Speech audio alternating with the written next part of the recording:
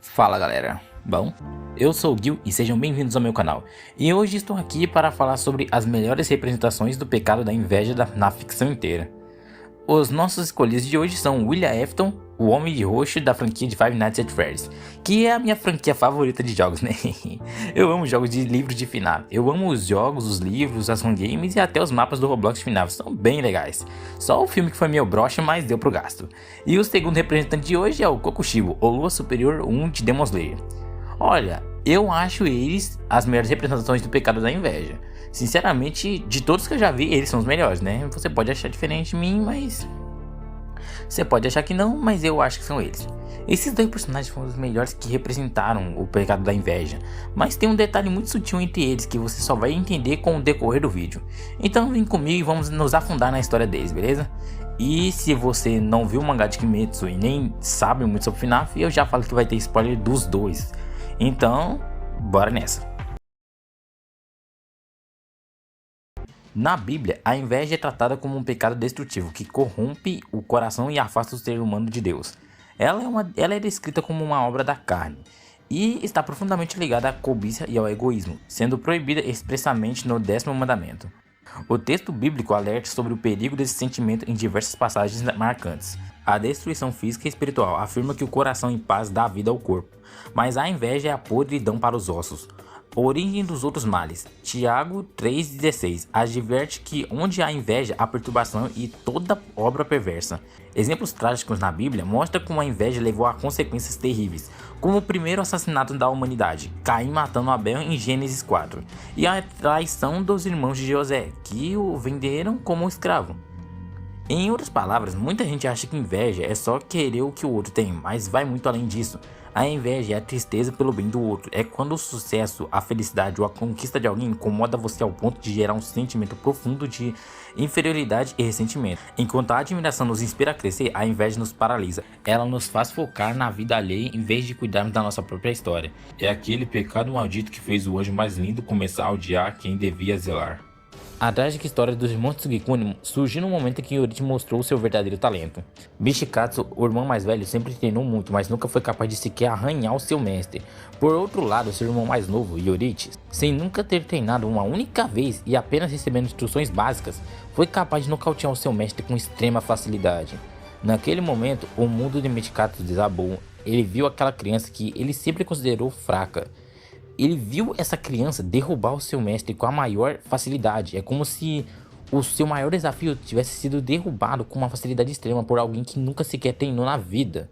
Parecia que todo o seu treino, toda a sua disciplina, todo o seu suor e esforço tinham sido completamente em vão. E Yorichi era simplesmente melhor. Ao notar essa diferença colossal de poder, o pai deles decidiu trocar o herdeiro da família. O Yorichi, sem querer, roubou o lugar de Mishikatsu, simplesmente por ser mais forte. Mishikatsu sempre viu o irmão como alguém frágil, porque o menino vivia apoiado na mãe. Porém, ao ler a carta deixada por sua mãe após a morte dela, Mishikatsu descobriu a verdade avassaladora. Seu irmão nunca esteve se apoiando em sua mãe. Era a mãe dele, que já doente, que se apoiava no corpo de seu irmão para conseguir andar.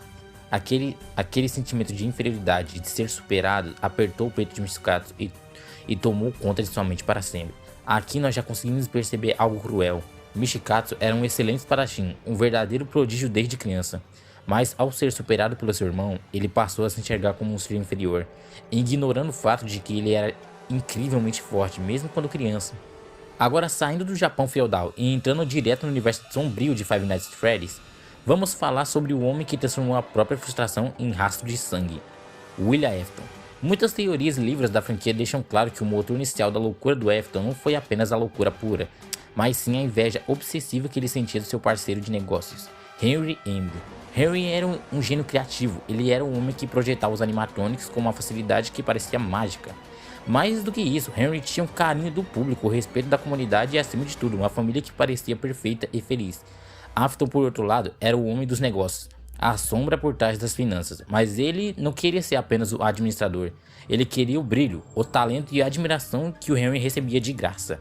Assim como Mishikatsu olhava para Yorichi e sentia que todo o seu esforço era em vão, William olhava para a genialidade de Henry e sentia que era um eterno segundo lugar. A felicidade e o sucesso do seu parceiro eram como podridão nos ossos. O Afton enxergava o brilho de Henry como algo ruim, O brilho do Henry cegava a mente do William, e é aqui que a inveja se torna assassina. Bem, pra quem não sabe, o primeiro crime dele foi tirar a vida da Charlie, que é a filha do Henry, do lado de fora da pizzaria. Aconteceu todo um acontecimento que acabou deixando a Charlie lá de fora. Eu não vou falar porque isso não vem ao caso.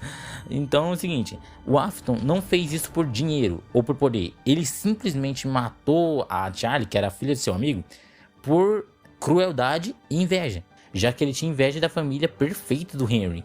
E como ele não conseguia alcançar o nível de Henry e não suportava ver a felicidade do amigo, a mente corrompida do Afton decidiu que o único jeito de se sentir igual ou superior era destruir a felicidade do Henry, para deixá-lo no mesmo nível do Afton. Se ele não podia brilhar, ele apagaria a luz do outro. E assim deu início à loucura de William Afton. Se você prestou atenção até aqui, percebeu o detalhe sutil que eu comentei no início do vídeo.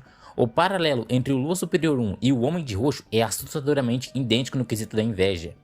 Presta atenção comigo, galera. Ambos eram gigantescos por si só. Michikatsu era um espadachim e era um dos mais fortes e dominava uma respiração poderosa. Não só dominava, como ele criou e ele era basicamente o segundo mais forte, tá ligado? William Afton era um empresário brilhante, um engenheiro capaz e cofundador de um império de entretenimento. Nenhum dos dois era um fracassado. Então, isso não nasceu do nada.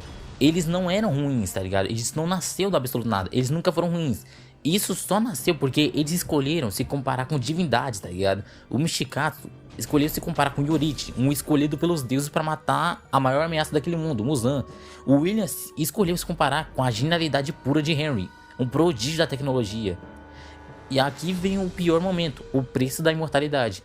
Para tentar superar os seus rivais e vencer o tempo, ambos abandonaram completamente sua humanidade. Michikatsu virou um demônio, o Kokushibo para continuar treinando pela eternidade, enquanto o Afton se fundiu ao metal, virou Springtrap e mais tarde virou Scrap Trap, obcecado pelo Remnant, que é o remanescente lá. Eu não vou falar também porque não vem ao caso. Ele estava obcecado pela vida eterna, repetindo a sua famosa frase: "Eu sempre volto". No final das contas, galera, a inveja destruiu o que esses dois personagens tinham de melhor. Eles passaram a eternidade como monstros, um preso em um corpo apodrecido de coelho robótico, e o outro com 6 olhos no rosto, simplesmente porque não aguentava ver o brilho de quem estava ao seu lado. Ah, mas o William foi muito mais cruel que o Kokushibo. Galera, o Kokushibo passou 400 anos matando e devorando humanos só para conseguir mais poder. Então não venham passar pano pro Lua 1, pois os dois são extremamente cruéis e ambos têm um grau de psicopatia, já que nenhum deles sente remorso pelas vidas que ceifaram. Kokushibo literalmente matou seu descendente e cagou pra isso. E os dois também não ligaram para suas famílias. O do Kokushibo, ele largou os filhos e a esposa que o amavam. Tudo por causa da inveja. Isso é simplesmente muito triste, pois ele largou uma vida perfeita só para superar o seu irmão mais novo. Detalhe: o irmão mais novo dele nunca nem quis lutar, ele nem queria virar um espadachim. Ele virou por necessidade. Foi a única coisa que restou para ele. Enquanto o Michikatsu tinha tudo e escolheu um caminho ruim. Agora o William Afton não só abandonou, ele destruiu a sua família e ainda torturou seus filhos. Para vocês que não sabem, o FNAF 4 é um castigo que o William Afton fez no Michael. A criança lá que a gente controla no FNAF 4 é o Michael Afton. E a Elizabeth, que estava presa no corpo da Circus Baby, foi cruelmente torturada pelo seu pai, tudo em prol da nova descoberta e de se tornar imortal. A diferença entre os dois é que Michikatsu era alguém bom e se corrompeu por causa da inveja. Já o William, ao que parece, já era alguém ruim e ficou mais maluco por causa da inveja. Uma parte te odeia e a outra te venera. Esse sentimento é como se queimasse minha carne e cortasse minhas traqueias. Yorichi, meu irmão. Henry Emily, meu amigo. O que você tem de mais? Bem, e esse foi o vídeo, galera. Meio diferente, né? Eu sei, eu que estava de boa navegando pela internet e do nada essa ideia surgiu na minha mente. Mas aí, gostaram? Se sim, se inscreva no canal e deixa o like, beleza? E foi isso. Até o próximo vídeo. Falou e fui.